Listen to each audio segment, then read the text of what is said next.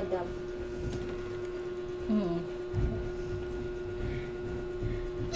Hindi adapt. Parang mag-amay. Nakatagpo ng tatay. Nakatagpo siya ng tatay. Parang lalaki. Yan, may bitlog yan, lalaki.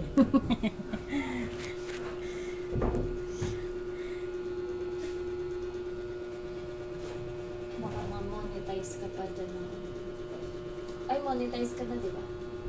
Hindi pa? Monetize. May ano na. May ads na.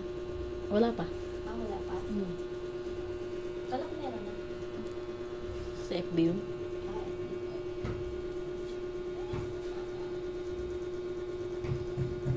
di puro hayop na lang ang ano mo. I-upload.